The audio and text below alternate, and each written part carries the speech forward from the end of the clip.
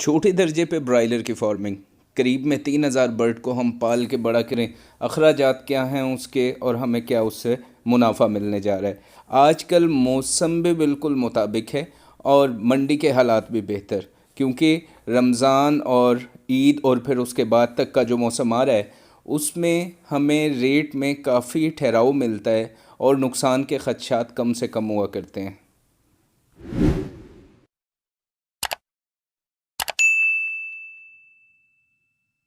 तो पहले जानते हैं इस्तेमाल होने वाली अदवायात की तफसील। यहाँ पर आप स्क्रीन पर देख पा रहे हैं, ये इस्तेमाल होने वाली वो दवाएं हैं जो हम वैक्सीन से पहले या वैक्सीन के बाद दिया करते हैं, या खुदा न खास्ता किसी तरह की बर्ड में टॉक्सिक का मसला बन गया या उसको माइनर इन्फेक्शन हुआ, उसमें हम इस्तेमाल कर लिया करते हैं। इसी तरह जानते हैं इस्तेमाल होने वाली वैक्सीन्स को। वैक्सीन्स का इस्तेमाल आपके लिए फ़ायदेमंद तब होगा जब आप अपने बर्ड के दरमियान और अपने दरमियान एक फ़ासला समझो। अंदर शेड में आते जाते अपनी भरपूर बायोसिक्योरिटी का ख्याल करो, अपने को सैनिटाइज़ करके आप शेड में जाओ। आप अंदर एनवायरनमेंट का ख्याल करो, दर्जा हरारत, नमी का तनासुब, इसका आप पूरे से ख्याल करो। तो फिर ये वैक्सीन्स हमारे परिंदे के मुदाफ़ाती निज़ाम को न सिर्फ बेहतर बनाती हैं, बल्कि इस पर लगाई गई रकम हमारी दवाओं को कम करने में पूरी मुआवनत किया करती है। और ये वैक्सीन शेड्यूल छोटे पैमाने पर फ्लॉक के लिए, यानी 3,000 का जो हम फ्लॉक की फिजिबिलिटी जान रहे हैं उसके लिए तरतीब दिया गया है। बड़े फ्लॉक के लिए हम इसे और तरह से डिज़ाइन करते हैं, उसके चैलेंजेस को सामने रखते हुए। और अब जान लेते हैं फीड की हमें कितनी ज़रूरत होगी। यहाँ पर स्क्रीन पे जो आप चार्ट देख पा रहे हैं, इसमें हमें करीब 8 दिन की उम्र तक 150 ग्राम तक चूज़ा फीड हमारा खा लेता है। 150-152 ग्राम ये इसका फीड इनटेक है। इससे आगे का दूसरा फेज़ इसका ग्रोअर का है जो 9 दिन से शुरू हो रहा है। ये ग्राम के एतबार से आपको समझने के लिए तरतीब दिया गया है। हमने टोटल बैग की जो हमारी कंजप्शन होगी वो आगे आपको अभी स्क्रीन पे आप देख पाएंगे, उसके मुताबिक हम अपनी टोटल फीड की कॉस्ट निकाल लेंगे कि इतने बैग हमारे इस्तेमाल हो रहे हैं और ये कीमत है। और इंतहाई ज़रूरी समझने की चीज़ कि जो हमने फ़ीड अपने टोटल बैग की कंजप्शन निकाली है, अपने इस ब्रीड की कॉप का जिसका हम आपको बता रहे हैं, इसका न्यूट्रिशनल रिक्वायरमेंट रिकमेंडेड जो है, protein, metabolic energy, digestible amino acid, ये आप स्क्रीन पे देख पा रहे हैं, ये इसके मुताबिक तरतीब दिया गया है, जिससे हम वज़न हासिल कर रहे हैं 35 दिन में 2.2 kg।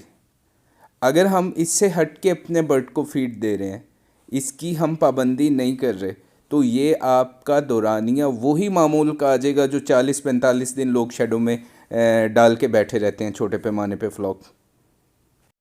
क्योंकि जिस तर्ज पे आपको फार्मिंग ये बताई जा रही है, तरतीब दी जा रही है, ये इंतहाई पुरसकून अंदाज है और ये बेहतरीन तरीका है ब्रायलर की फार्मिंग को इस तरीके पर पालने का कि हम अपने बर्ड की रोशनी, पानी, उसकी हवा में नमी का तनासुब और फीड, उसकी कितनी प्रोटीन, कितनी एनर्जी किस टाइम पे देनी है, इसको कंट्रोल करके छोटे फ्लॉक हैं आसानी से संभल जाते हैं और इस पे बड़े फ्लॉक की निस्बत आपको जान भी कम लगानी पड़ती है। तो ये यकीनी बनाती हैं चीज़ें आपका प्रॉफिट। और आजकल तो मंडी वैसे ही जब तक हमारा ये मुहर्रम के ये दिन जो चल रहे हुआ करते हैं, इसमें जाके रेट रिवर्स होना शुरू होते हैं। तो जो नए छोटे पैमाने पे फ्लॉक पालना चाह रहे हैं या पुराने काम करने वाले हैं, उनके लिए ये आइडियल टाइम है।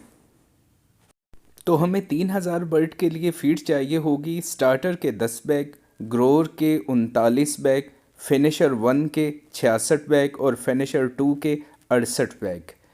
ये इसकी नीचे स्क्रीन पे आप देख पा रहे हैं मजमूई कीमत। एक बैग की हमने 3,870 रुपये कीमत लगाई और सब तरह की फीड का एक ही रेट लगाया, क्योंकि यहाँ पे अगर प्रोटीन थोड़ा कम हो रहा है तो एनर्जी बढ़ रही है, तो करीब एक ही आपको रेट पड़ेगा इसका। इस वजह से हमने इसका 3870 लगाया, वरना जो पुराने तरीके से कर रहे फार्मिंग वो 40-45 दिन के आपका जब टाइम गुजर रहा होता है बर्ड का, तो आप ग्रोअर में थोड़ा सस्ता करते हो, फिनिशर में और थोड़ा सस्ता करते हो, तो रेट कम आ रहे होते हैं। यहाँ पे इसका जो न्यूट्रिशनल रिक्वायरमेंट है बर्ड का वो मुख्तलिफ है, जो रिकमेंड किया गया उसके मुताबिक ही हम चलेंगे। तो यूँ हमारी आज की चूज़े की कीमत 55 रुपये अगर हुआ करे तो 1,65,000 हमारी लागत आ गई चूज़े की कीमत पे। मेडिसन कॉस्ट हमारी 47,400 की आ गई। फ़ी बैग हमने 3,870 रुपये में ख़रीदा तो 7,08,210 ये हमारी लागत आ गई। वैक्सीन की कीमत, रेंट शेड का, हमारी लेबर की कॉस्ट और बिजली का बिल हमने 20,000 इस वजह से लगाया कि 7 दिन में इसकी ब्रूडिंग करीब में 7 से 8 दिन में मुकम्मल हो जाती है। तो आप भट्टियों बोरों से बेहतर है कि इलेक्ट्रिक हीटर का इस्तेमाल कर लें, वो ज़्यादा बेहतर हुआ करता। लकड़ी गीली थी, शेड में धुआं हो गया, तो कई तरह के मिसमैनेजमेंट से हम बच जाते हैं, तकलीफ से बच जाते हैं।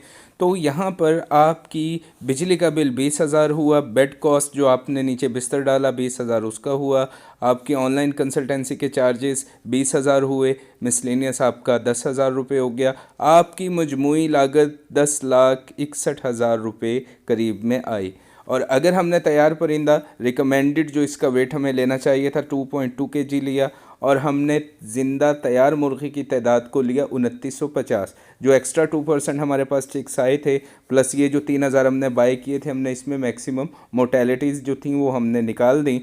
और यूँ हमारे पास रेट फ़ी किलो आज की मंडी के मुताबिक 190 अगर हुआ करे तो हमारे पास सेल रेट 12,33,000 रुपये आया और 1,72,000 हमने इसमें से प्रॉफिट बना लिया। लेकिन प्रॉफिट ये तब बनेगा जब आप इसकी न्यूट्रिशनल रिक्वायरमेंट के मुताबिक इसको फीड दो, बायो सिक्योरिटी का ख्याल रखो और अपने आप को भी ना थकाओ और अपने बर्ड को भी ना परेशान करो। इस सिलसिले में अगर आप इसकी ट्रेनिंग लेना चाहते हैं, आप कंसल्टेंसी लेना चाहते हैं, आप हमसे रब्ता कर सकते हैं।